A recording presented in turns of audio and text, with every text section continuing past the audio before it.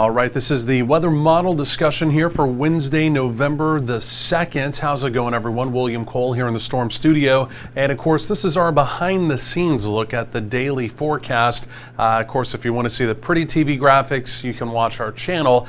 This is something we just do for our social media. We're talking about Facebook, Instagram, and we put this on YouTube as well. Of course, if you're seeing it there, be sure to give us a like. You can also leave us a comment below. Let us know where you're watching from, especially on social media. We're always interested in where you're tuning in from. But this is where we're going to go over the raw data and talk about our forecast going forward, because I tell you what, as we get into Friday, the forecast has not changed. We do have an opportunity of active weather, heavy rain, but the opportunity of severe weather is increasing in North Texas. So this is really an important forecast, this behind the scenes look. And then of course our normal forecast shows very important now as we go over the next 48 hours or so as Friday becomes within range. So let's go and just dive into it, talk about what we have going on out there. And first of all, we'll just start with the live cam. That truly, that was the big story, right? We started the morning with some fog here in the Metroplex. The fog was not very dense, right? It was pretty patchy as we went through the morning, but the streets were even damp, right? I mean, it wasn't raining, but there was a little bit of drizzle here and there. It was just a very damp start to the morning. As the temperatures came down, they chilled down very close to the dew point, and as that happens, the humidity comes up, right? The humidity is the difference between your temperature and the dew point. So in some locations, the humidity was near 100%. So it was very damp out there. It did cause some travel slowdowns even for the morning commute. We're going to do it all over again tomorrow morning, right? We've got this maritime moisture, this Gulf of Mexico moisture. It's fluxed up into the area. And again, the moisture content, how humid it is outdoors, that will factor into that opportunity of storms as we get into Friday. We'll take that moisture, combine it with a pretty big upper level storm system. I'll show you coming up momentarily. So again, we are clearing the skies. We'll try and do something similar tomorrow. Cloud cover tomorrow, really truly may hang around just a little bit longer. But here are temperatures. Let's go and take a look at these as well. And again, around the region, lots of 70s. DFW so far only tapping a 52, only tapping a 72 rather. Again, you can see 70s as well down along the coastal plains there. Here's a different perspective, and you know, we're just now really beginning to see that clearing out there. Temperatures have truly not responded a whole lot. We're doing this at 2:40, so the 3 o'clock reading, right? These temperatures come in every hour. There should be a noticeable change, right? We should get a pretty decent bump and up into most likely the lower to mid 70s for a lot of folks out there. Like for example, Love Field still reporting 69. That's last hours. There was still more cloud cover around, so a little deceiving. I think temperatures by now are just a little bit milder. Here's a quick look at the winds too. And again, we've got that southeasterly wind. A southeasterly wind, we call it a backing wind, right? It backs into our moisture source, which is the Gulf of Mexico. And again, those fairly breezy conditions, obviously pumping in that Gulf of Mexico moisture. Okay, so from there, let's go ahead and take a look at what we have going on. Now we're going to switch from, again, the pretty TV graphics. We're going to switch over to the raw stuff here, right? The raw data. This is what we really want to look at. Okay, and so number one, we're going to look at the upper air chart. This is the 500 millibar chart. And the one thing important for us here in North Texas that we're watching carefully, it's this big dip, right? So what we're looking for here, we're looking for storm troughs or dips, or we're looking for ridges or areas of high pressure. Storm troughs are active, cooler weather typically, and again, ridges are calmer weather, typically milder weather.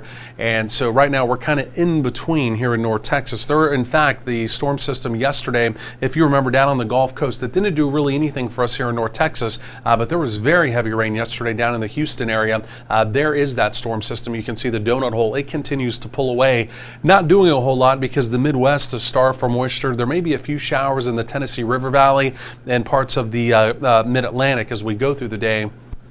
But again, by and large, that storm nowhere near as active as it was yesterday. But again, this right here is what we're watching. It's going to take the low, slow track out into the Great Plains. And again, as that does begin to arrive, first tomorrow out in the high plains, there will be an opportunity of rain and storms. But again, for us, it's going to be on Friday. And like I mentioned, the probabilities of severe weather, unfortunately, they are increasing. But it is that time of year. Fall is our secondary severe weather season. So again, fairly typical when you get a big storm system through to get some active weather. Let me also go and show you this. This is a different presentation of what we just looked at. This is also including the water vapor imagery, right? So number one, the storm system moving through the Midwest, you can see the dry air literally wrapping around. You can kind of see the little calm ahead, right? So that's a big, deep area of low pressure. On the water vapor imagery, it looks pretty impressive. Like I mentioned, there's just no real moisture for that storm system to work with. Ahead of it, or behind it rather, the storm that's inbound for us, you can see it cutting through parts of the Pacific Northwest. And again, you can see all the white. It just looks like bubbling activity there ahead of it. That is actually the rising motion, right? This is the rising motion ahead of that area of low pressure. And eventually, by Friday, believe it or not, the rising motion you're seeing out there, the vertical motion, will actually be over us in North Texas, again, giving us that opportunity of rain and storms. So literally in real time, you can see these things beginning to come together. But that will actually be much stronger, by the time it makes its way here into North Texas. Let me also go and show you this. This was also kind of a cool presentation. This is the visible satellite review. Just as we kind of back up and again talk about you can see the cloud cover that we had this morning, even some of the low-grade cloud cover, some of the fog, and in real time, again, just really, truly here in the Metroplex, and of course the Metroplex being right about here, you can see how just really within the last hour, the last 40 minutes, we've truly burnt off that cloud cover. So again, here it's still been pretty gray. Again, like I mentioned, Love Field last hour was still reporting a 69er, but now again with the cloud cover burning off, those temperatures again here in the Metroplex will moderate to right up around 75. That's my forecasted daytime high. But again, pretty interesting that again you can see that happening there in real time. Okay, so let's go and do this quickly. I want to talk about the tropics, right? Normally when we have a lot of active weather, we're not going to spend much time on this. You guys want to know about the severe weather, and trust me, I totally get that. Quickly here, we've got Elisa. She is now a hurricane. In fact, she became a hurricane just after sunrise this morning with winds at 75 miles per hour. Earlier, her winds are now up to 80, and she is going to be making landfall in Belize. In fact, it may be happening right now. Nothing really for us to be concerned with. She may try and dip up into the Gulf of Mexico, but she kind of stalls there in the Bay of Campeche. So we'll see what happens with her, but right now our eyes are not necessarily on her. And then we've also got Martin. He just became a hurricane as well, 75 mile per hour wind, so he's a Hurricane 1, and again he's just going to venture there through the northern Atlantic. So no real concerns with either of those unless you live in Belize and you're watching us from Belize for some reason, right? There will be hurricane activity there. Elsewhere, again, tropics. Right now, even though it's some late season activity, some folks find that interesting, but again, for us, just not much going on that we're going to be concerned with. Okay, so from there, let's go and switch over. Let's go and look at the convective outlook from the Storm Prediction Center. Now, number one today, right, here in North Texas, number one, we're not anticipating anything, right? We had the clouds, the fog this morning. We burnt that off. We will do that again tomorrow. The clouds tomorrow may linger just a little bit longer, right? But even around the nation, we're not necessarily anticipating severe weather from what the Storm Prediction Center is saying here. Again, you can see our trough that's inbound may give parts of Northern California, the Northern Valley there, all the way up into parts of the Oregon coast, an opportunity of some general thunderstorm activity. That's what you're seeing there in the green. But for tomorrow, as that storm system begins to move out, there's the opportunity in the parts of the high plains coming out to our Texas Panhandle and western Oklahoma. You can see that slight risk in yellow of severe weather. That'll be later in the day. There's a low-end tornado probability, a 2% tornado probability. There's a wind zone and a pretty minimal hail zone, right? So the Storm Prediction Center tomorrow, truly anticipating it kind of being a wind day, right, with the activity that does develop out there. Again, here in North Texas, not necessarily concerned with that. Some of that activity may try and venture into our far western counties. We'll track it. But this is what we're going to be watching for Friday. After the way it looks right now, after 3 to 4 p.m., I'll show you the data. We'll have storms rapidly developing just west of the 35 corridor. Those storms will turn into a squall line, and they are going to rocket across North Texas, and they're going to give a lot of us, number one, an opportunity of rain and storms. Number two, it's going to give us an opportunity of severe weather. Our friends out in our far western counties, like maybe out around Young County, things like that, you're going to be razor close to maybe not seeing anything. I'll show you the data because things may form just to your east. Okay, so some of our western counties, the rain probabilities may be just a little bit less, but the devil's in the details, and we're just now beginning to get that high res data in, right? So as we get the high res data, that's when we can truly fine tune the forecast. So again, I'll show you all these things on the model coming up. But again, you can see the Storm Prediction Center throughout the day.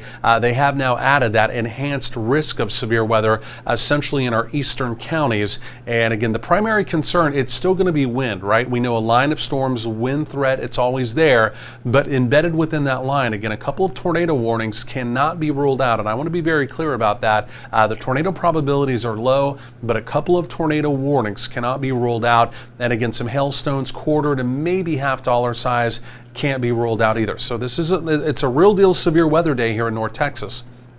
It's not a high end. We're not necessarily going to be dealing with supercells, right, which is kind of our high end severe weather that we have in spring, but there is a threat of severe weather, so you really have to be plugged in on Friday, right? Obviously have a source of weather information, our free Weather Tracker TV mobile app, of course, an easy way to always stay plugged in on your smartphone or device. Okay, from there, let's go and switch over to the model. And let's go and truly dive into it, right? And I actually have a different zoom. Let me just go and do this here. We'll zoom this in a little bit closer.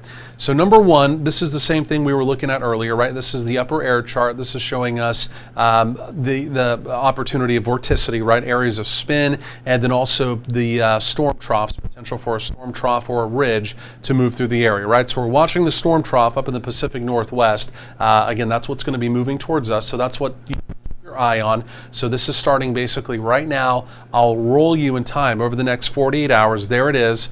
It's getting stronger. You can see the vorticity getting stronger with it as well. And again, where does that move? Directly across North Texas, directly through the Great Plains as well. But again, that is going to be a major weather player for us, obviously, as it does come on through. We'll just go out through the next 10 days. This is the European model. This is a global model. And so after that storm, things get a little bit quiet. There may be a couple showers around as we get into the early parts of next week. Monday and Tuesday, I didn't include any rain probabilities, but then after that, we have another system. Take a look at this one here. And again, it dives down, but even though the actual trough doesn't make it all the way down into North Texas, it is going to send a cold front, and we're going to look at the newest data here. This just came in. We're going to look at this together, but earlier this morning, in about 10 or 11 days, it does send a pretty significant cold front down into the area, right? So we always talk about this model consistency from run to run. Every 12 hours as this comes in, do you get a consistent reading, right? Does it look the exact same? That's when you build confidence in your forecast. Out 10, 11, 12 days, you never have a lot of confidence, right? We know that's going to continue to kind of jiggle around and change. But with that in mind, let's go and look at this together and see if it's still bringing some of that chillier air down, again, deeper into the southern plains, okay? Let me go and click the right thing first of all.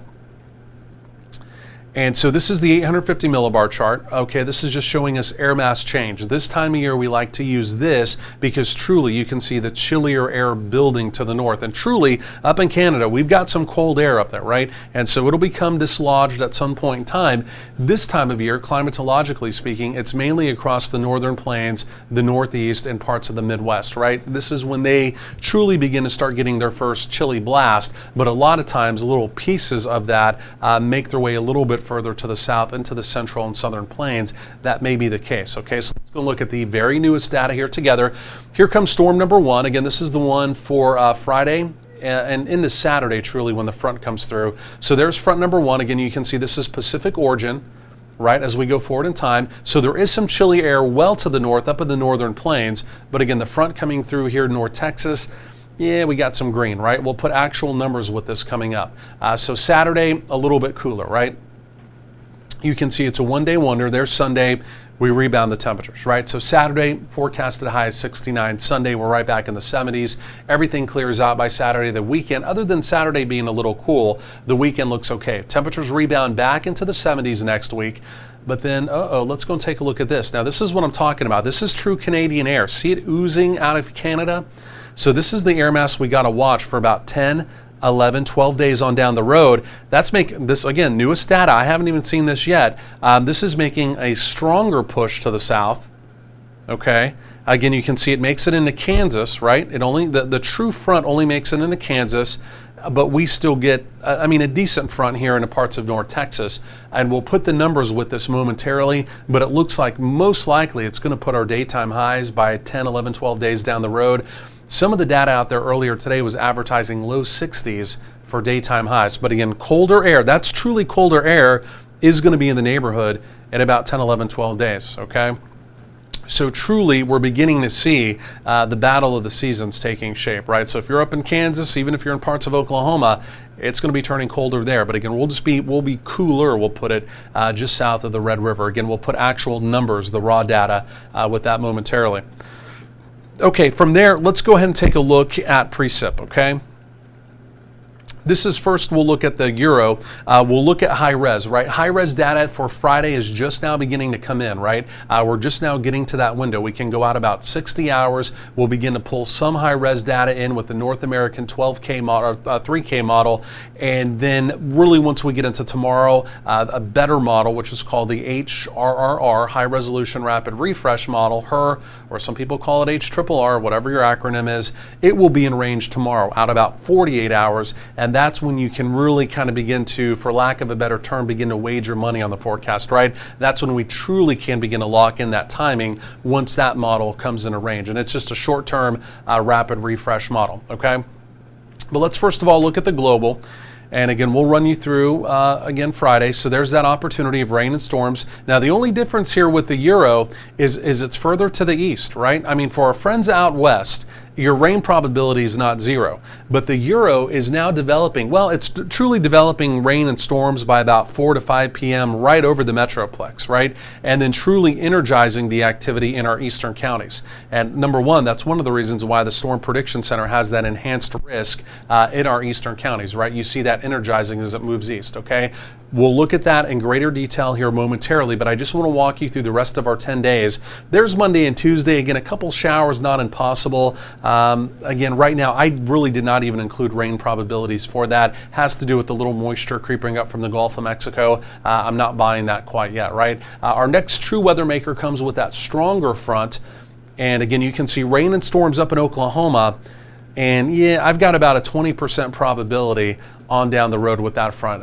You're not getting a strong signal, right? On a global model, this is not a future radar. This is just the model giving you a signal, a 6-hour snapshot of rainfall possibilities, and it's not a strong signal, especially that far out, that we're going to have rain and storms here in North Texas. So maybe some low wind rain chances with that. So outside of that, over the next 12 days, it's a pretty dry forecast. There's maybe a couple more spotty rain chances on down the road, but again, truly the big deal, it is going to be Friday, right? That's the way it looks right now. Okay, so let me go and pull up some high res data. And again, this is what we call the NAM 3K, the North American model. This is the higher resolution, the 3K version of it, right? 3 kilometer data. There's a different version of this that's also been around for a long time called the NAM 12. It's not a high resolution model, but it does go out a little bit further in time. But what we'll deal with here is just truly the high res data. And so we'll just roll this through time. Obviously, in the near term, what I'm going through now, again, today, tomorrow, there's nothing going on, right? But let's go and get forward in time here. And here we go. We're going to start getting into Friday. And here we go. And we're right at the very end. We should have the latest. The latest run of this is not in. This should be coming in very soon. The latest run of this looks very close to the Euro, right? You can see the rain and storms, and it may be a little hard to see on there. Let me just kind of circle this. Rain and storms developing right there, and of course Dallas, just for your perspective, would be right there, okay? There is actual newer data any hour now that should be coming in. This is actually running a little behind, which happens from time to time. But it's developing similar to the Euro, developing right over the Metroplex. So the thing we also have to keep in the back of our mind, I've got a 90% rain probability. I think it's safe to say that the activity is going to develop near, maybe just west of the Metroplex. But, we've seen it in the past where all of a sudden the data shifts to the east, and it's a swing and a miss here in the Metroplex. Metroplex and we have stuff over in the piney woods of East Texas. I don't think that's going to be the case with this, but again, the trend over the last 24 hours where we thought a couple days ago this was going to form out in West Texas and move in maybe Friday night, we're now basically from our western counties to now it's developing right over the Metroplex. And again, say for example, it develops maybe up in Greenville, right? Just, 50 miles off to our east. That's a big deal. I mean, so we're razor close now, even here in the Metroplex, with this set of data, right? Again, this can still jiggle back and forth a little bit, but again, you can see it's getting a little bit dicier, even exactly where the storms are going to form, because on the back side of it, there could be a couple showers, but once this line forms and moves off to the east, that's all she wrote, right? There's nothing additional with this that we're anticipating. So it's just kind of this forecasting game we're playing because the weather pieces of the puzzle, they're jiggling around on us quite a bit now, and we're seeing it on each and every run. So the next run of this will be very important. Again, in the next hour or two, it should be in, and we'll get another reading. Hopefully it's still, not that we want storms in the Metroplex, but we want rain here. We don't want it to all of a sudden at the last minute be a swing and a miss and everything shifts off to the east, right? So that's what we got to keep in the back of our mind as well. Okay, let's also quickly, because we're kind of tight on time, and I got to keep working on the forecast too. Let's do this. This is the raw data, right? We looked earlier. Let me go and zoom this back out. We looked earlier at the Euro model, right? And I showed you the different colors, the air mass change. Now, this is the actual numbers to put with that, right? So the Euro, again, basically going forward in time, again, mid-70s to upper 70s tomorrow and into Friday. We know that, right? That forecast, I think, is pretty well locked in. Advertising on Saturday, 68 behind that system. I've got 69. So again, we're in the ballpark. We warm back up early next week, right? The cool down is a one-day wonder. We warm back up early next week, but that following front, again, the following Thursday into Friday, not this week, but again, we're talking about 9-10 days on down the road. Look at what the Euro's advertising with that next front. It's got us down all the way down to 60 for a daytime high. So it's still advertising some pretty chilly weather, right? With that secondary front. Now, this is the blend of models, and it takes into account the European model, but it takes all the other model data out there, the high-res data, and it combines all of it together, and it kind of spits out something from all the models, right? This is what I forecast off of. It's not a new product anymore, but it's a newer product from INCEPS, part of the National Weather Service, and this is pretty darn good. I mean, I'm not going to lie, this is pretty darn good. The National Weather Service, most of their forecasters, they set up their grids based off of this. The Weather Service, for the most part, forecast directly off of this as well. Every once in a while there's a couple forecasters I've seen that probably initiated off of something else, but by and large this is truly what we forecast off of here too. Again, similar story, right? The only difference is now Saturday, this is saying maybe up, not impossible. We're going to have some sun on Saturday. We may be able to get out of the 60s, 69, 70. It's all semantics, right? Really not a big deal. Again, temperatures next week back into the mid to upper 70s. We see that from here as well. And then Friday into the following Saturday, there's that next front. And again, even the blend here has got us down into the mid 60s. I wasn't quite that cool yet on the end of my 12-day, but we may get there. I mean, truly, this is what the data is now advertising, so we'll keep our eye on that for sure. Let me go and show you the 12-day just really quick here, and then like I mentioned, we'll close this out for you and let you get on with your day as well. But here, this is my updated 12-day. So again, we've got that 90% for Friday. Okay, so rainstorm severe. Brief cool down on Saturday. We rebound the temperatures back into the mid to upper 70s. You see next week, it's going to be warm. It's going to be nice. I mean, that's really fine fall weather. The next front comes on Thursday. It's a 20% probability. You see, you looked at the model data with me, maybe, possibly, but it's nowhere near probable yet. So we'll watch it. And then there's that cool down, right? Down into the mid 60s generally there. Again, for daytime highs. Could even be, like I mentioned, even cooler than that, right? You're looking at the latest data here with me. We may be able to jump those temperatures down a few more notches, right? Overnight lows still in the 40s, right? So we're not necessarily looking for those overly frosty mornings. We're not necessarily seeing here in the Metroplex our first light freeze, nothing like that showing up. But again, things definitely looking cooler, looking more like November, right? That would be the middle parts of November. Hey, I tell you what, if you haven't downloaded our free mobile app, be sure to do that today. Again, go to the Apple iTunes store or go to the Google Play Store, type in Weather Tracker TV, and again, like I mentioned, it is a free download. Of course, we're tracking everything heading into Friday right here on our behind the scenes weather model discussion on social media, and then of course also, like I mentioned, live on our channel throughout the day as well. Like I mentioned, also be sure to give us a like if you've watched the video all the way through, and also leave us a comment. Let us know where you're watching from. And again, we'll do this again tomorrow. Thanks for watching. Have a great rest of your Wednesday.